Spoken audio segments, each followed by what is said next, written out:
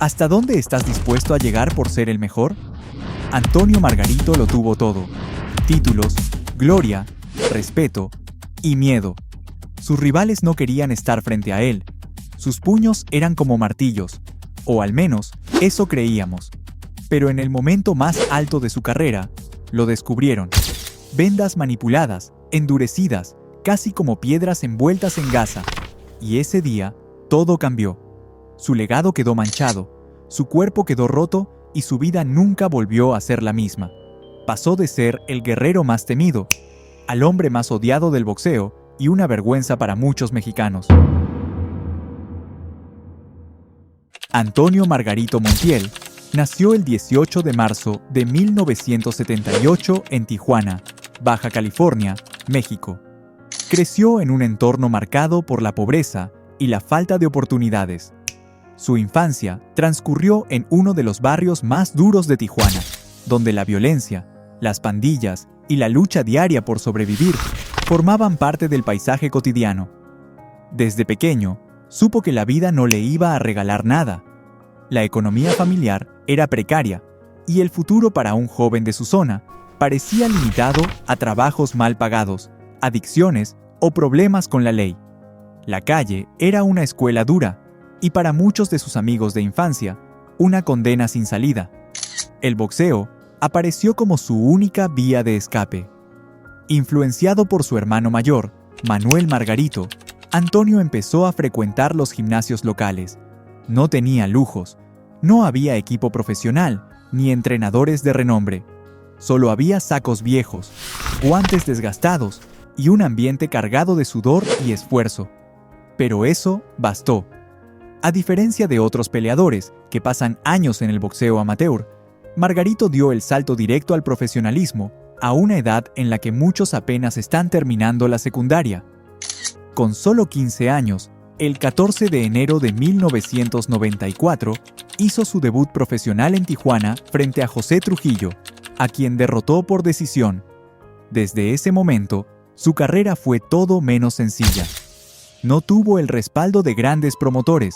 No hubo estrategias para protegerlo o construirle un récord invicto. Margarito aceptó todas las peleas que le ofrecieron, sin importar el rival, el lugar o las condiciones.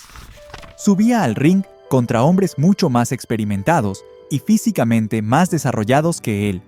Sus primeros años como profesional fueron una verdadera prueba de resistencia y carácter. Sufrió derrotas tempranas ante boxeadores como Víctor Lozoya y Rodney Jones, pero nunca consideró abandonar.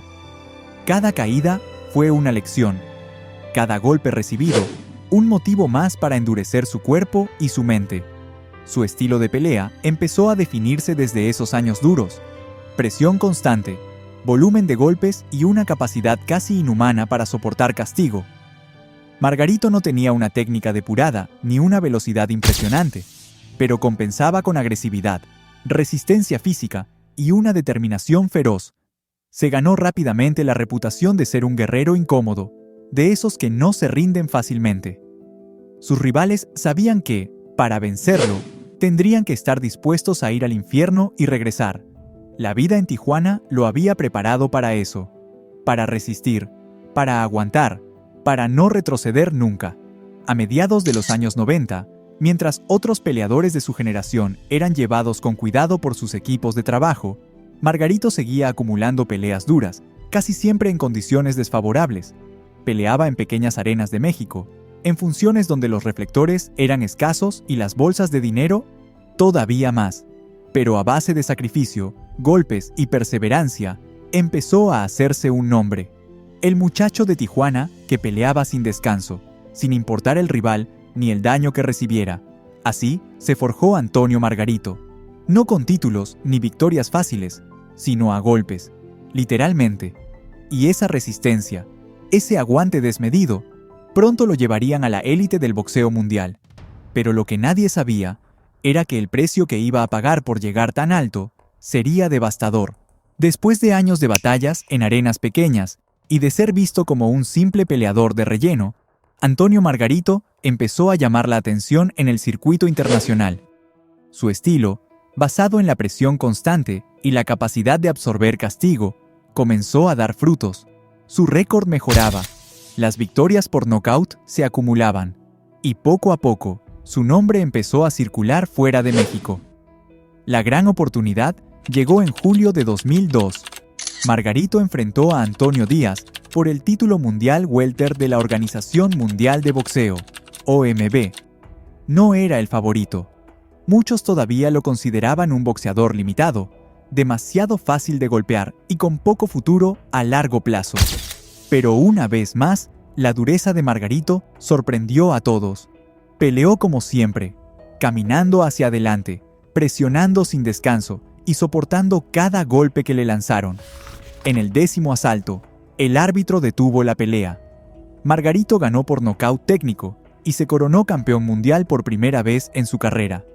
Ese fue el inicio de su etapa más gloriosa. Entre 2002 y 2008, defendió su título en múltiples ocasiones, enfrentando a rivales peligrosos como Kermit Cintrón, Antonio Díaz, en revancha, y Joshua Clottey. Su estilo seguía siendo el mismo: recibir para luego castigar. Una fórmula que, aunque arriesgada, parecía funcionar a la perfección para él. Las peleas contra Cintrón fueron especialmente brutales. Margarito lo derrotó 2 veces, ambas por nocaut técnico. En cada combate demostraba la misma resistencia inhumana que lo había caracterizado desde sus inicios. Mientras otros boxeadores mostraban cansancio o dudas ante el castigo, él seguía avanzando como si nada lo afectara. Poco a poco, su figura fue creciendo. Ya no era solo un campeón, era el hombre al que nadie quería enfrentar. Su reputación como guerrero inquebrantable empezó a cruzar fronteras. En Estados Unidos lo apodaron el Tornado de Tijuana, haciendo referencia a su estilo de pelea agresivo y su volumen de golpes constante. Margarito no era un boxeador técnico, ni elegante. No tenía la velocidad de otros campeones, ni la defensa de los grandes maestros del ring. Pero tenía algo que todos temían: una mandíbula de acero y una determinación enfermiza por caminar hacia adelante, sin importar cuántos golpes recibiera.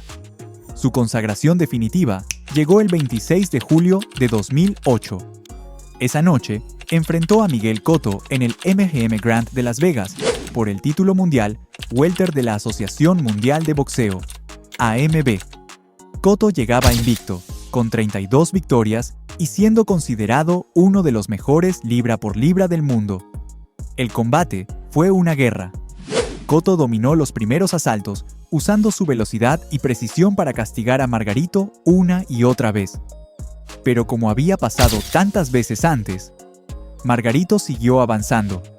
Recibió todo lo que Cotto le lanzó, y en lugar de retroceder, parecía fortalecerse. En los asaltos finales, la balanza cambió. Cotto, agotado y desfigurado por el castigo acumulado, cayó 2 veces en el 11º round. Su esquina detuvo la pelea. Margarito levantó los brazos.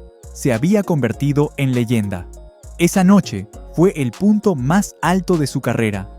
Los medios lo elogiaron. La afición mexicana lo celebró como un verdadero guerrero.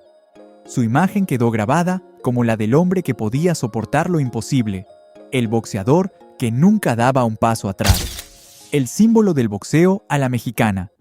Pero incluso entonces, empezaron a surgir las primeras dudas. Algunos expertos comenzaron a preguntarse: ¿cómo era posible que aguantara tanto castigo y siempre terminara dominando en los rounds finales? ¿De dónde salía esa capacidad casi antinatural para resistir golpes que a cualquier otro lo habrían noqueado? ¿Era solo genética? ¿O había algo más detrás? Las preguntas flotaban en el aire, pero nadie tenía pruebas. Aún no.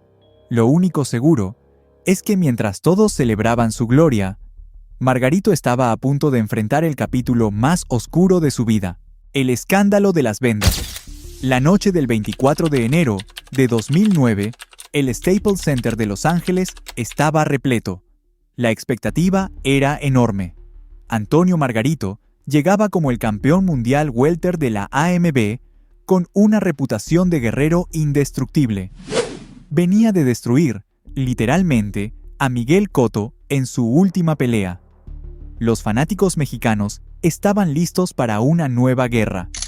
Del otro lado, Shane Mosley, un veterano respetado, pero ya en el ocaso de su carrera. En el papel parecía una defensa más, pero lo que estaba por pasar cambiaría la vida de Margarito para siempre. Minutos antes de subir al ring, mientras los asistentes vendaban las manos de Margarito en el vestidor, algo llamó la atención de Naseem Richardson, el entrenador de Mosley. Un tipo astuto, de esos que han visto de todo en el boxeo. Algo no cuadraba. Richardson pidió que deshicieran los vendajes. El ambiente se tensó. Al abrir las vendas, encontraron unas almohadillas duras, compactas, con una textura extraña. Los oficiales de la Comisión Atlética del Estado de California intervinieron de inmediato. Llevaron las vendas para análisis. En cuestión de horas, se descubriría que contenían sulfato de calcio y sulfato de sodio, dos ingredientes básicos para fabricar yeso, esa misma sustancia que endurece una vez que se humedece. Lo que, en términos simples, significaba que, si Margarito hubiera peleado con esas vendas, habría estado golpeando con auténticas piedras. A pesar del escándalo, Margarito se subió al ring, pero esa noche no fue el mismo. Mosley lo dominó de principio a fin. Lo golpeó sin piedad. Round tras round, el californiano descargó todo el castigo que pudo. En el 9º asalto, el árbitro detuvo la masacre. Margarito cayó por nocaut técnico. Días después, el escándalo explotó en todos los medios deportivos. La Comisión Atlética citó a Margarito y a su entrenador, Javier Capetillo, a una audiencia. La defensa fue débil, casi infantil. Capetillo intentó asumir toda la culpa. Dijo que fue un error, que por accidente había mezclado las almohadillas viejas. Pero nadie creyó esa versión. La pregunta era obvia. ¿Cómo un entrenador, con décadas de experiencia, iba a cometer semejante error? La comisión no tuvo piedad. Suspendió por un año tanto a Margarito como a Capetillo. Y aunque la sanción fue administrativa, la condena pública fue brutal. La palabra tramposo empezó a pegarse a su nombre como una sombra imposible de borrar. Pero había algo más. Algo que hizo que el odio hacia Margarito se multiplicara. El fantasma de la pelea contra Miguel Cotto.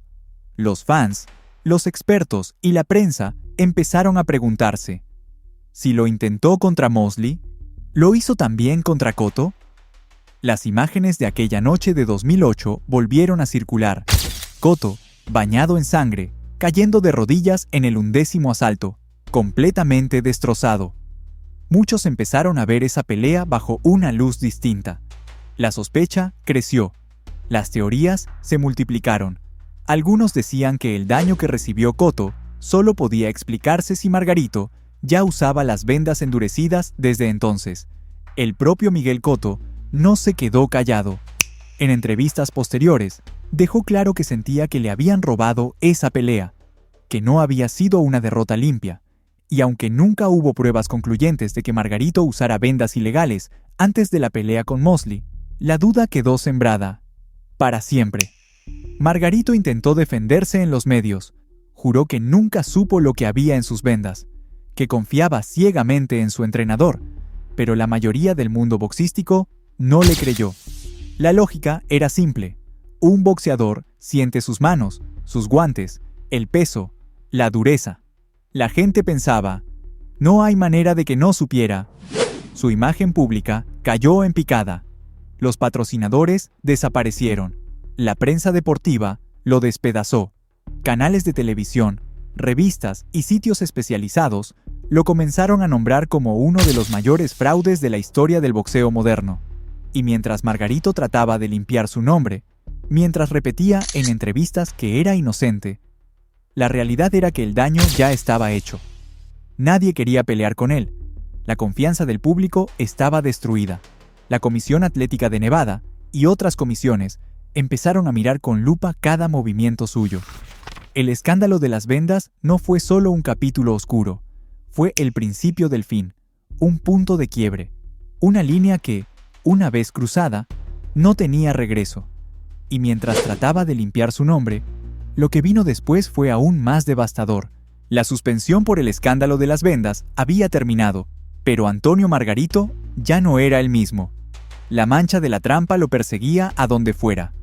Cada entrevista, cada aparición pública, cada entrenamiento, todo giraba alrededor de una sola pregunta: ¿hasta dónde fue capaz de llegar para ganar? Pero en su mente había solo una idea fija: volver al ring, volver a ser respetado, volver a más que un récord en las tarjetas. Dejó un rostro desfigurado, una visión arruinada y una carrera al borde del abismo. Margarito fue llevado directo al hospital. Los médicos le diagnosticaron fractura en la órbita ocular derecha. Las radiografías y tomografías confirmaron lo que ya era evidente a simple vista: el daño era grave, muy grave. Durante las siguientes semanas, fue sometido a una cirugía de reconstrucción facial. Las imágenes de su rostro tras la pelea circularon por todo el mundo.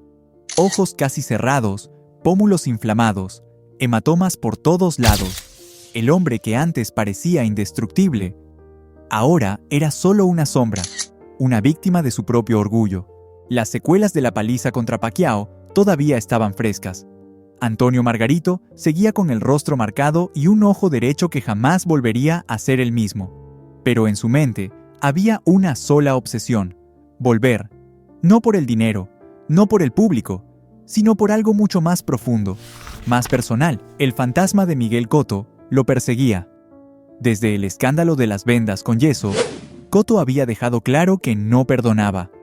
En cada entrevista, en cada declaración, el puertorriqueño repetía lo mismo: que Margarito le había robado aquella pelea de 2008, que le había quitado algo que no se recupera: la dignidad y el honor. Para Cotto, esa revancha no era una simple pelea, era una misión, una cuestión de orgullo, una cuenta pendiente. Y Margarito lo sabía. El combate se pactó para el 3 de diciembre de 2011, en el Madison Square Garden de Nueva York, una sede simbólica. Ahí mismo, 3 años antes, Cotto había salido derrotado, sangrando, humillado. Ahora, la historia iba a ser distinta. La previa fue una guerra psicológica. Cotto dejó claro que no sentía respeto alguno por Margarito. Lo acusó públicamente de tramposo, de haberlo dañado de manera ilegal, de haber puesto en peligro su vida en 2008. Las conferencias de prensa fueron un hervidero de tensión. Cada vez que se cruzaban las miradas, el odio era evidente. Margarito, fiel a su estilo, respondía con sonrisas burlonas, con frases provocadoras, alimentando el fuego. Pero en el fondo, había miedo, no por la pelea, sino por su propio cuerpo. Los médicos ya le habían advertido que su ojo no resistiría otro castigo como el de Pacquiao. Incluso, en la semana de la pelea, la Comisión Atlética del Estado de Nueva York estuvo a punto de no autorizar el combate. El ojo derecho de Margarito seguía inflamado, con movilidad limitada y visión reducida. Solo después de varias pruebas y revisiones de última hora, le dieron el visto bueno, a duras penas, y así, con un ojo medio muerto y una reputación aún más golpeada, Margarito subió al ring. Desde el primer round, Cotto salió con una sola misión: destruirlo. Cada golpe iba dirigido al mismo lugar, el ojo derecho. Una y otra vez, el puertorriqueño conectaba ganchos, rectos, combinaciones. Era un castigo selectivo, casi quirúrgico. Cotto no quería un simple knockout. Quería venganza. Quería castigo. Margarito, como siempre, avanzaba. Sin guardia alta, sin retroceder. Su estilo suicida lo mantenía en pie. Pero las señales eran claras. No podía seguir el ritmo. Los golpes entraban limpios. La hinchazón crecía minuto a minuto. Para el cuarto asalto, el ojo ya estaba casi cerrado. Para el séptimo, Margarito estaba peleando prácticamente a ciegas, pero aún así, seguía de pie. La gente en el Madison Square Garden no sabía si gritar por la valentía o por la desesperación de ver a un hombre recibir tanto castigo. En el 10º asalto, los médicos intervinieron, revisaron el ojo. La decisión fue rápida y fulminante: pelea detenida. Victoria para Miguel Cotto por nocaut técnico. El Garden estalló. Cotto levantó los brazos. Su venganza estaba completa. La herida emocional de 2008, al menos para él, había cicatrizado. Margarito, mientras tanto, quedó solo en su esquina, con el ojo completamente cerrado, sin poder ver, sin poder responder, solo tragándose la derrota más personal de su carrera. Aquella noche, más allá de perder, perdió lo único que le quedaba, la posibilidad de volver a las grandes ligas del boxeo.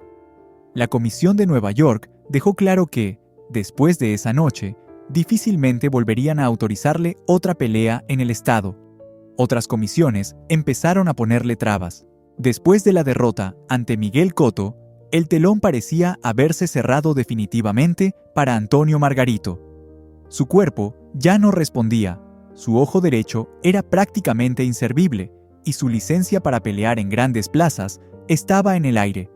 Pero más allá del dolor físico, lo que realmente lo empezó a destruir fue el vacío, la soledad, el silencio que queda cuando las luces del show se apagan. Los problemas económicos no tardaron en aparecer. Las bolsas millonarias que había ganado en sus años de gloria se esfumaron más rápido de lo que pensaba. Entre gastos médicos, deudas acumuladas y malas decisiones financieras, Margarito se fue quedando sin recursos. El dinero ya no alcanzaba. Las ofertas publicitarias desaparecieron. Las cadenas de televisión que antes lo perseguían por entrevistas, ahora le cerraban la puerta. La presión lo fue hundiendo poco a poco. En más de una entrevista posterior, reconoció haber caído en una depresión profunda. Se sentía señalado, despreciado por el mismo público que antes lo ovacionaba. Incluso hubo días donde, según sus propias palabras, no quería salir de casa. La etiqueta de tramposo seguía ahí, como una sombra permanente. Pero el orgullo, ese orgullo que siempre lo había definido, no lo dejó quedarse quieto. En 2016, después de 5 años fuera del ring, tomó una decisión desesperada: volver a pelear, no por gloria, no por revancha, sino por necesidad. Aceptó combates en carteleras pequeñas en México, peleas de bajo perfil, lejos de los grandes reflectores, con bolsas mínimas pero suficientes para pagar cuentas, en escenarios modestos, frente a públicos reducidos. Margarito intentó, una vez más, sentir la adrenalina que tanto extrañaba. Su regreso fue triste, sin brillo, sin impacto. Su movilidad era limitada, su resistencia disminuida, y sobre todo, su ojo derecho seguía siendo un riesgo latente. Cada golpe recibido generaba una alarma médica, pero a él ya no le importaba. Solo quería seguir. Intentó limpiar su nombre a través de documentales y entrevistas. Participó en especiales donde contaba su versión de los hechos. Volvió a repetir una y otra vez que él nunca supo lo que había dentro de sus vendas aquella noche contra Mosley, que todo fue un error de su entrenador, que el odio de la gente era injusto. Pero la comunidad boxística no lo perdonó. Varios campeones y exboxeadores, incluidos nombres históricos, se negaron públicamente a reconocerlo como un campeón legítimo. Para ellos, Margarito no era un guerrero, era un fraude. Algunos analistas deportivos lo incluyeron en listas de los boxeadores más polémicos de la historia, pero no por su estilo de pelea, sino por la mancha imborrable del escándalo. Hoy, Antonio Margarito vive una realidad muy distinta a la de aquellos años, donde llenaba estadios y era portada de revistas. Lejos quedaron los días de bolsas millonarias y noches de triunfo. La vida, como el boxeo, le cobró cada golpe que dio y cada golpe que recibió. Se dice que en Tijuana, donde ahora reside, se la rebusca como puede. Ha abierto pequeños negocios, intentó con un gimnasio de boxeo, dio algunas clases particulares, pero nada que se compare con la estabilidad económica que tuvo en sus años de gloria. Hay semanas buenas, y otras, no tanto. Algunos meses sobrevive gracias a eventos locales, firmas de autógrafos o pequeñas apariciones en funciones de boxeo regionales. En redes sociales, de vez en cuando sube fotos con aficionados que lo visitan, pero ya no es el ídolo inalcanzable que fue alguna vez. En entrevistas recientes, Margarito ha confesado que aún batalla contra los recuerdos, contra el rechazo y, sobre todo, contra las consecuencias físicas de su carrera. Su ojo derecho sigue siendo una cicatriz abierta. La visión es mínima. Y cada día que pasa, siente más los estragos de tantos años de castigo. Porque al final, en el boxeo, como en la vida, las cicatrices no desaparecen. Solo aprendes a vivir con ellas. Podemos decir que la vida de un boxeador de élite está llena de triunfos, pero también de caídas. Lo verdaderamente importante es ser perseverante y tener metas claras, tal como es el caso de Julio César Chávez, quien tuvo que superar innumerables obstáculos para llegar a la cima. Si te interesa conocer esa historia inspiradora, te la dejo por aquí. No te la puedes perder. Suscríbete y deja tu like para no perderte más videos como este.